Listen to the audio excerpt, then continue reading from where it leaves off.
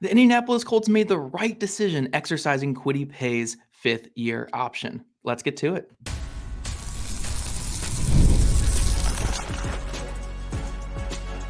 You are Locked On Colts, your daily Indianapolis Colts podcast.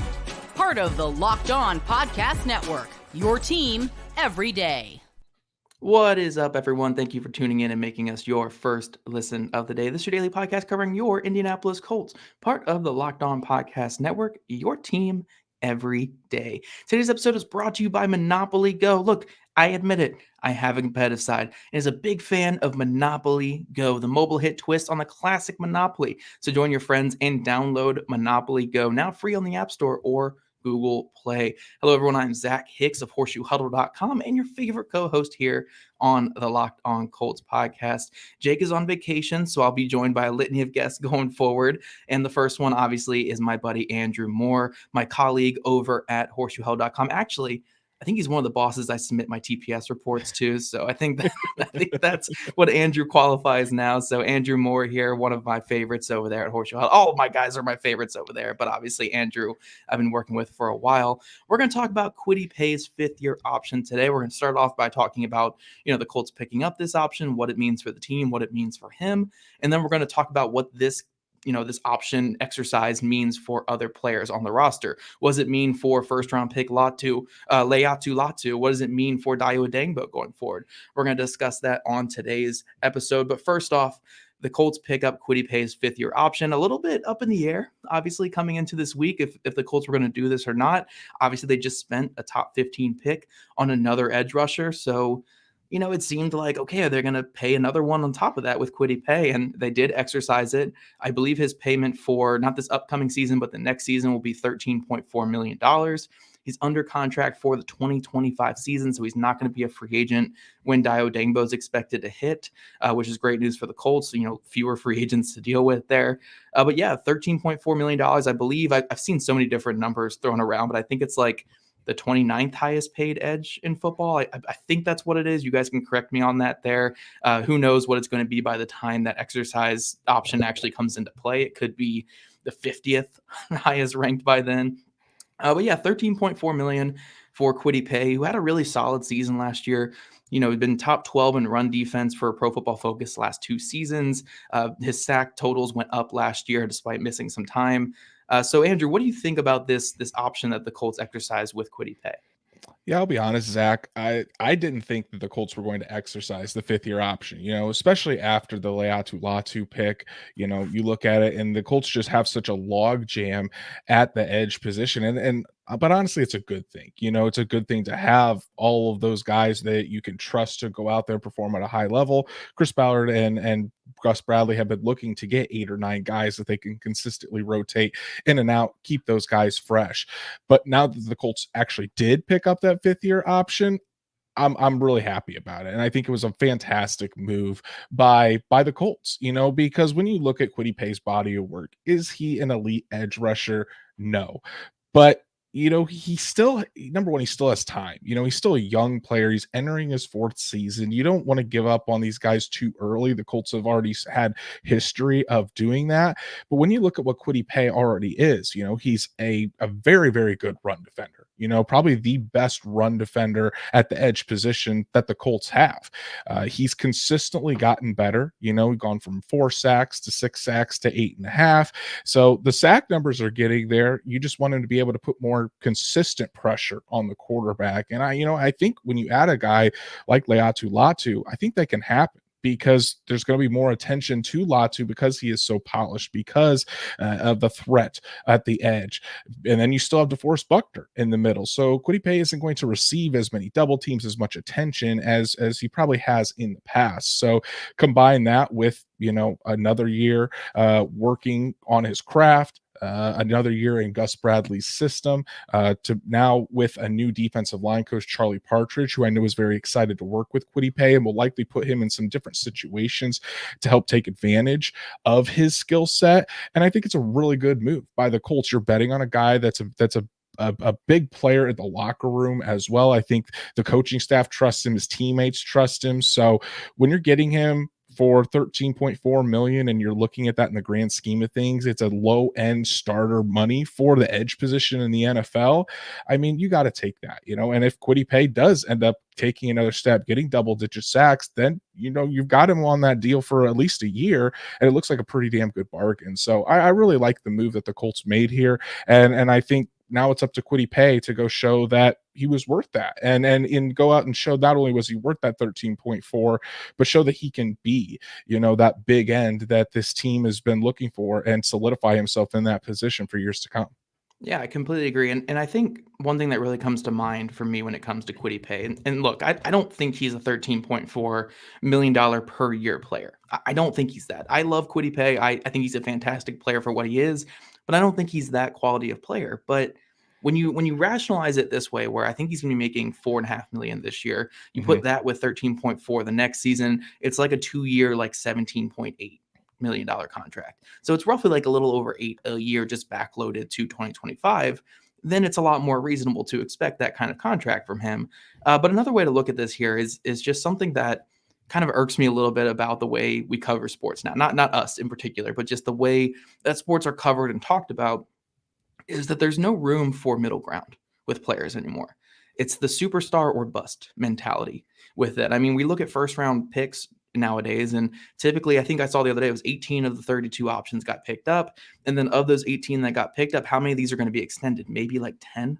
Maybe 10 of these guys will get extended. So it's like a 1 in 3 of the guys that are really getting kept around with teams that are getting extended at these, not always market setting deals, but like higher deals here. So to be one of those 18 of 32 initially, that means you're a pretty solid player. And then obviously to get to the 10 or whatever it's going to be, it means you're more than solid there. And that's what Kwity Paye has to show. But yeah, and the way we cover sports nowadays, everybody has to be either a superstar or a bust. They are either this dominant 1,000-yard receiver out the gate, they're this 20-sack guy out the gate, or they are not worth whatever pick they were. And this could range from anywhere from a top 20 pick to a top 50 pick to a top 100 pick. They are a bust if they are not the star player for my team within 2 or 3 years. And it kind of leaves these middle ground guys just out to dry. And I think Kwity Paye falls into that middle ground. I don't think he's a superstar. I don't think he's a bust, though. I mean, look, getting a quality player that is at least a dominant edge setter and a dominant run defender and a pretty solid like he's not a great pass rusher right now, but a pretty solid pass rusher. Like he's not enabled to rush the passer. Like it's a lower pass rush win rate, but he's getting the big end snaps. So a lot of it is just holding that edge and getting drive into the backfield and hoping that your rush end is forcing the play to you and finishing off the play. So considering what his assignment is, he's a very solid player. He's very solid in the scheme. And obviously when you're picking up this option, you're expecting him to take that next step that he hasn't really taken yet. But I think there's a lot of value in having utility players on your team. Now, the Colts issue is they don't have enough superstars around their utility players. So it makes players like Alec Pierce, Kylan Granson, Kwity Paye, Will Fries, like all these guys where these are high utility players who are really solid starters in the NFL and doing some decent things. It makes it like so pressing when you're watching them because like the Colts need more difference makers. And maybe that's not what these guys are. But I do think there is value in having solid, steady players that you can rely on. And that's kind of what these guys fall into rather than difference makers. So yes, 13.4 is a little bit much and you're expecting that next step. And this is on him to take that next step. But I think it's a risk worth taking on a high upside utility player that has a good floor for your team. So I'm for it. I'm for it for sure. It wasn't exactly what I expected. And we'll talk about that in our next segment here. But I'm for it, man. You got to have utility players in this league. We see what happens when utility players go out, and then you have the replacement players come in, and it's just not nearly as good. So Kwity Paye, I think, just for having that floor of your defense raised and hoping that Latu becomes that superstar that you can play alongside him, I think this is a win-win for the team. Yeah, and I think when you look at Kwity Paye and especially what he brings to the run game, you may not notice Kwity Paye out there when he is making those plays at or behind the line of scrimmage in the run game, but you sure notice when he's not out there and that running back, instead of getting stuck for a 0 to 1 yard game, he's consistently going to that right side where Kwity Paye as the left end or the big end is normally, and he's getting 3 to 4 yards a pop. You certainly notice it then. So yeah, I think it's a good deal. You're betting on the player. You're betting that he's going to take still a next step. And again, that trust that this team has in Kwity Paye. So he's just a solid player, and that's perfectly fine. A lot of first round picks don't even get to that level. So if you can get a solid starter out of a first round pick, especially to the point where Paye was picked at 21, I think you take that as a win. Yeah, for sure. But coming up, guys, we're going to talk about how this impacts the Colts' current first-round pick that they just selected, Laiatu Latu, and also how maybe it impacts Samson Ebukam going forward. We're going to talk about that here in just a second.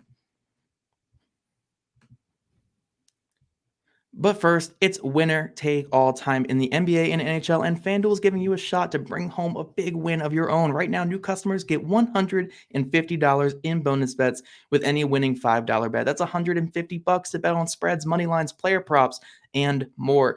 Indy fans, what are we thinking about Pacers-Knicks? Pacers-Knicks coming up. Do we have the Pacers winning another series? I mean, look, we got our first series win in about a decade. Are we going to get another one? Make sure you go on FanDuel and put your money where your mouth is, whatever you think is going to happen in that series. So visit FanDuel.com/locked-on and make every playoff shot count. FanDuel, America's #1 sportsbook. All right, Andrew. So if you hear that noise right there, that's millions of people just typing out in our comment section saying Kwity Paye sucks and you got to trade him. And why would they ever do this? But if we can ignore those comments, we can move past to our next segment here and talking about Laiatu Latu. Now, I bet you and most of the people writing those comments about Kwity Paye were expecting this to be the Kwity Paye replacement. That's what Laiatu Latu was. Like Kwity Paye, albeit a solid player, I mean, or whatever the comments are saying there about him, albeit a solid player, like you let that walk for the high upside player in Laiatu Latu, and maybe you put a Dayo Dangbo at the big end, or you put Ebukam at the big end, or Tyquan Lewis out there, who they just extended as well. Like there are other players you could put in that role, and Latu becomes your long-term Leo on the other side that you're relying on in pass rushes. But it looks like with them keeping Kwity Paye, maybe Latu is the Ebukam replacement going forward. And maybe it's a 2-year process. Maybe it's next year because Ebukam does have an out in his contract going into 2025. So, I think this changes a little bit of the outlook for Latu, where it's like, oh, maybe he will be just rotating with Ebukam this year. And then 2025, it's his time to shine there. Yeah, it's going to be interesting to see. And I think there's so much in the air of what Latu's role is going to be because Charlie Partridge is so new to all of this, So we've been used to Nate Ollie and how he uses his rotations the past couple of seasons. Well, Charlie Partridge could completely switch things up, and we've seen that Latu, not only could he rush out wide in that wide 9 technique, but he was used at UCLA sometimes where he rushed right up the middle in a 2-point stance over the guard, kind of in that a standing 3 technique almost. So I think you could see Latu move around. You could also see him out there with Kwity Paye at the Leo. In the NASCAR package, you could see both Ebukam and Latu out there, and then you say Dayo Dangbo comes inside to rush with DeForest Buckner. So I think they're going to be able to use him a lot, obviously throughout OTAs, throughout training camp, in the preseason. That's where they're going to really try to hone in on where to best use him. But it's interesting to see, they're betting on Kwity Paye, and you mentioned it, Samson Ebukam has that out in his contract after this season. He's only making $8 million.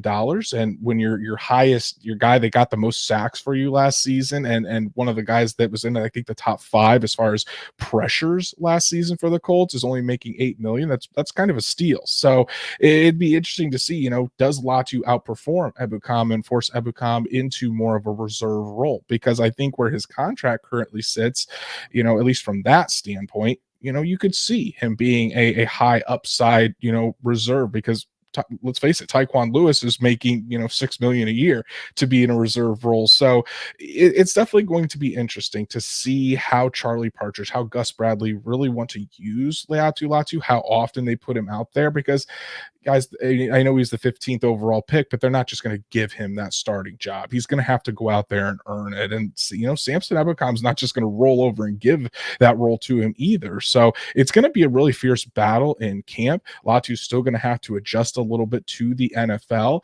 But my bold prediction on the Horseshoe Huddle podcast last night was that I think by mid-season, I think you do see Leatu Latu as a full-time starter with this Indianapolis Colts team. Yeah, and regardless of who the full-time starter is on the defensive line, we're talking about 60, 70% of the snaps. Like Exactly. it's not going to be 100% snap thing. Even DeForest Buckner, who played a pretty high amount of snaps last year because of the depth behind him, it was still like a good 70, 75, 80% at the most. So we will see a rotation up front. And look, the Colts finally have the depth to do it this upcoming season. And I think a lot of this segment really isn't talking about this upcoming season just because I think we're good for this upcoming season. Like we're good here. We got Paye and Ebukam maybe being the base down starters. Then you get Odengbo in there. Maybe Tyquan Lewis rolls in there. Latu can come in a little bit, and you can really have a dynamic rotation there on passing downs. But something I really wanted to talk about, and something I mentioned in the first segment too, is with Latu coming in. And with the Colts, adding this extra year to Kwity Paye's contract, where Kwity Paye, again, we've established high floor run defender. Maybe that's all he's going to be in the NFL. Maybe, this is them just securing the high floor while Latu is on his rookie deal. I'm not saying this puts more pressure on Latu to be that star impact player on the other side.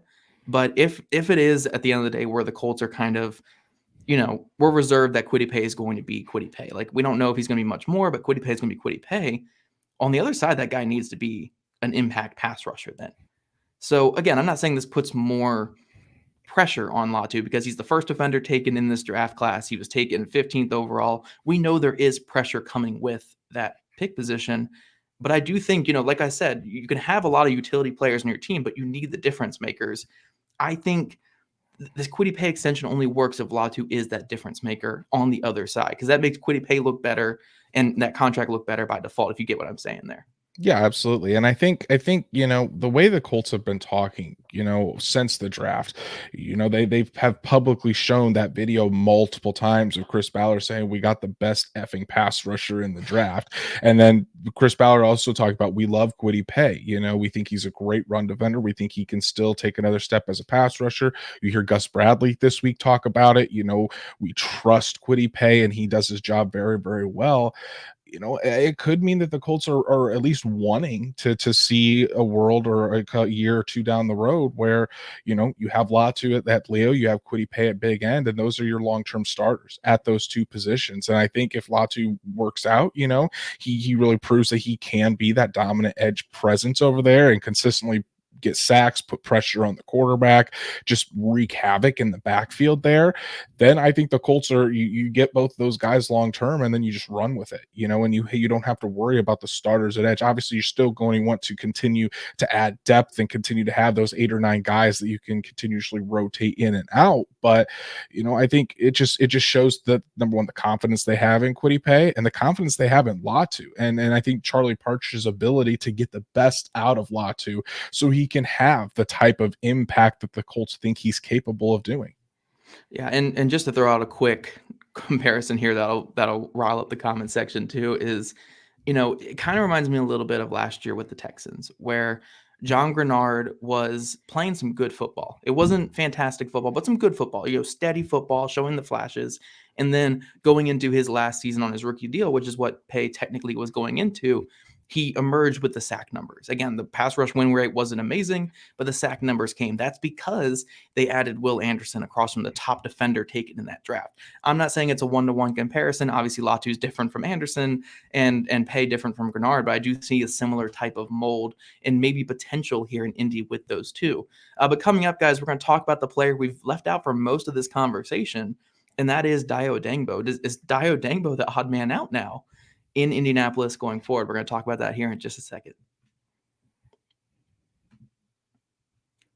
But first, guys, look, game off. We got to pause here to talk more about Monopoly Go. I know what you're saying. Flag on the play. You already talked about that, but there is so much more good stuff in this game. In Monopoly Go, you can team up with friends for timed tournaments where you work together and build up each other's boards. The more you win together, the more awesome prizes you unlock. And there's so much more to get with unique stickers that you can trade with friends to compete or to complete albums for big prizes. You can have cool new playing pieces to travel the boards with and hilarious emojis for taunting friends when you smash their buildings or heist their vaults. Plus, Monopoly Go feels new and fresh every single day with constantly changing tournaments and challenges. A ton include their own unique mini games like digging for treasure or a robot machine. And there's always new timed events that help you win big, like massive multipliers for everything that you win or rent frenzies. There's always something fun to discover with Monopoly Go. So get off the bench and go download it now, free on the Google Play or on the App Store. Game on. All right, Andrew. So this final segment is going to tug at Kenan Kasenko's heartstrings here. You know, Viva Jones there, whatever the heck his Twitter name is. But Kenan is going to kill me for this segment. We are talking Dayo Odeyingbo. What's the long-term role or impact for Dayo Odeyingbo in Indianapolis?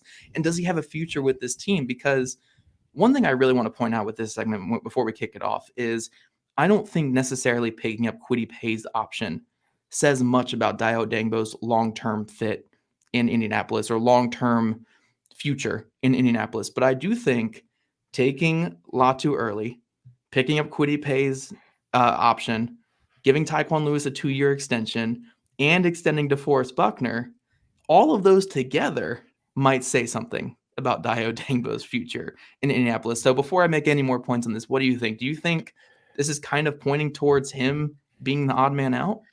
I think it more signals, you for Dayo Odeyingbo, he's got to go out and have his best season to date. Because you can only, this is kind of how I feel about the offensive line as well.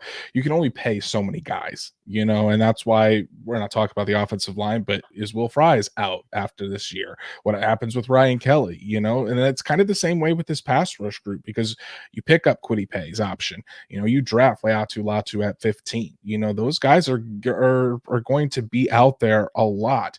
Now, Dayo Odeyingbo is interesting in that, he comes off of a year where he had 8 sacks, really seemed to have sort of a mini breakout season, but you definitely want to see more. You want to see more consistency. You want to be able to see him not only rush from the edge, but be impactful rushing from the interior, because the Colts have mentioned a couple times this offseason about, his versatility and being able to move him into the middle. I also think, he has some areas to work out with his game. He wasn't.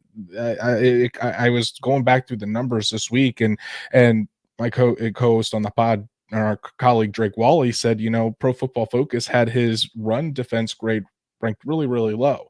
And I didn't really notice that. I was thinking, So I went back and I looked at the 3 worst games that Dayo Odeyingbo graded out in terms of run defense. I turned on the film just to watch it.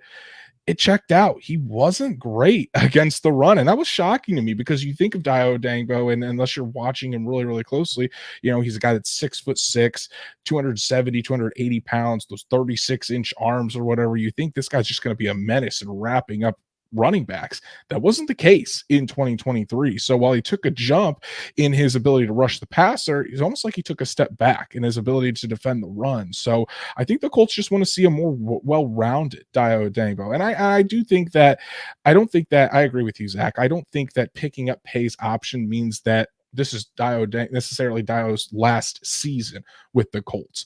But I do think the Colts want to see more out of Dayo Odeyingbo going into year 4, a second round pick. You've had multiple chances now. Go out there, show what you can do, and show that you can be a vital part of this defensive line for years to come, and if he goes out there and just absolutely dominates, then yeah, I think the Colts, it's going to be pricey, but I think the Colts would try what they can to bring him back. Otherwise, if he struggles this season, then I think you're thinking the Colts are going to say, go test the market. And then when you see what you're worth, come back to us and then we'll talk. So I think a lot of this, again, is up to Dayo Odeyingbo, and it's up to how the Colts use him throughout the year. Is he going to just just be strictly a backup big end, or do we see him more inside as that kind of that one technique on the rushing downs or the obvious passing downs? So it's going to be interesting to see, but I think Dio Odengbo definitely has more to prove, and is definitely, if we're going to put anyone on the hot seat, I think he's right up there with Samson Ebukam in terms of what his role is down the line with this team. Yeah, for sure. And something I want to point out too is Mike Chappell, one of the best guys on the beat, the OG in the building. He's been here for heck 30 something years. He's been on the beat longer than I've been alive, guys. So Chappie has been around for a while. He mentioned multiple times on social media this week, and I only saw him because they were both responding to me in tweets or like quote tweeting me on there. So that's why these really came to mind. But every time I talked about the Colts potentially picking up Kwity Paye's option, or actually picking up Kwity Paye's option, he would always mention the Kwity Paye versus Dio Odengbo. That the Colts, what happens with the other one if they pick up or don't pick up, Kwity Paye's option, or what happens there. And, Chappie's been around for a while. He knows what this team does. He knows Jim Irsay. He talks to Jim Irsay quite a bit. So I don't know if that's more of like a source thing talking to him, but I think it's him kind of inferring that it was one or the other.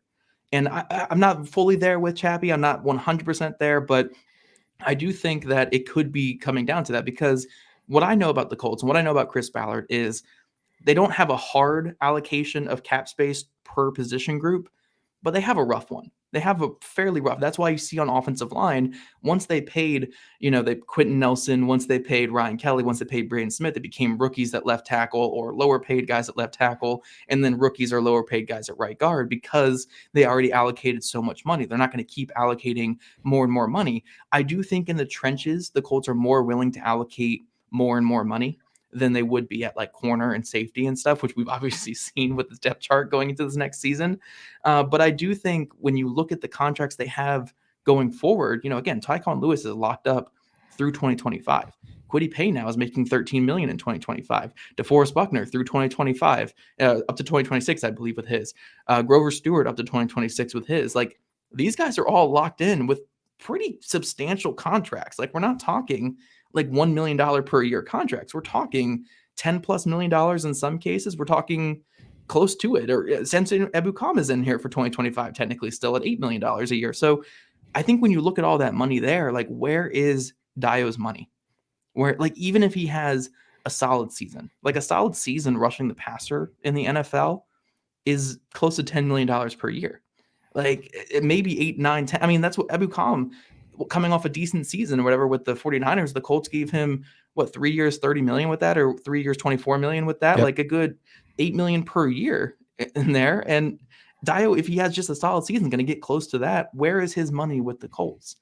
I don't know where it is. Again, you can move some things around. You can let Ebukam walk, and you can really take advantage of Anthony Richardson's rookie contract by extending a guy like Dio Odengbo, because you have that flexibility. But I do think there are other avenues that on this team that they're going to want to extend. I think, one of Will Fries or Ryan Kelly probably takes precedent over that because of the offensive line. So I just think, where is his money going to come from, regardless of what season he has? Obviously, if he has this monster season, I don't know where that money's coming from. You really got to move a lot of things around if he does, and maybe you just make it work because a monster season's a monster season. But I don't know. I'm very intrigued by what happens with Dio Odengbo, because it's not only that they already are paying multiple guys on the roster, but they have a lot of players that can play his role. Again, Tyquan Lewis can rush from the interior. DeForest Buckner is a 3-tech, and that's mostly where Odengbo rolls out there. If you want to start him at big end, they just gave Kwity Paye the option. If you want to have a young player with upside, you have Adetomi on the roster there. You have Latu, who can rush from the inside at nearly 270 pounds as well. So I think it's tough finding his long-term fit. I love Dio Odengbo. I think his pass rushing upside is, besides DeForest Buckner and Latu, obviously, I think it's unmatched on this roster, because the flashes we get are truly elite. But like you said, it needs to be more well-rounded. That the reason why they picked up Kwity Paye's option is because his run defense is so good, and they don't feel that comfortable about Odengbo's rush defense to have him be a starter on the end. So I think this is a huge year for him, regardless of it's with the Colts going forward or with another team. But yeah, I mean, Dio Odengbo, it's a big conversation piece going into this year. I think, like you said, it's kind of like him and like Will Fries are like, they need to have big seasons to get extensions or get their money from someone else after this year.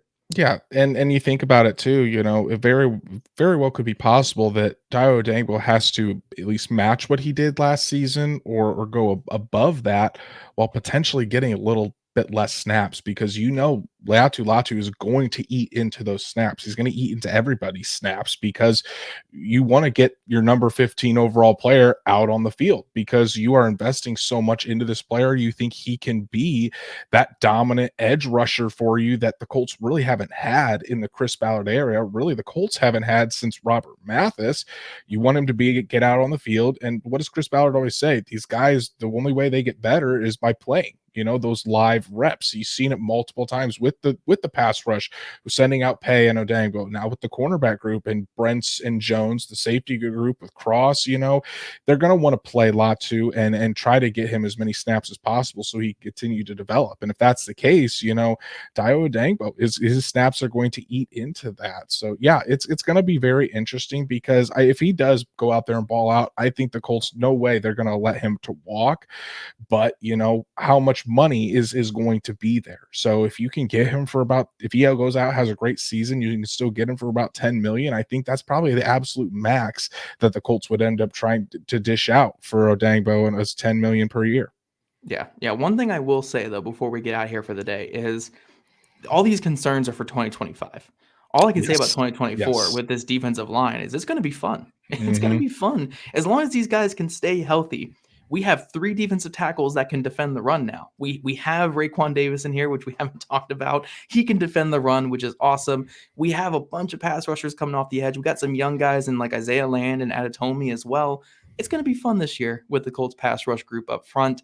Our concerns mostly were about 2025 and going forward, but for 2024, it's going to be a blast in the trenches. Andrew Moore joining me for tonight's show. You guys give him a follow at Andrew Moore NFL. Also find his work over at horseshoehuddle.com. Again, one of my many editors that I submit my TPS reports to there at horseshoehuddle.com. If you guys don't already, make sure you're following at Locked On Colts, at Jake Arthur NFL, at Zach Hicks 2, all on Twitter. And while you're subscribing to our show here on YouTube, make sure you're also going over to the Horseshoe Huddle YouTube channel and listening to Andrew's and Jake's show over there. It's some great stuff. I love tuning in whenever I have a second there. Really good stuff. What days you guys go live again? Is it Thursdays, right? Mondays and Thursday nights at Yeah. 7 p.m. Eastern.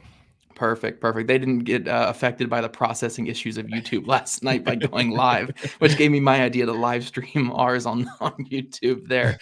But both of our shows would love your guys' ratings and reviews, so make sure you go below and hit those on YouTube. And we'll check you guys back here next week with a brand new guest.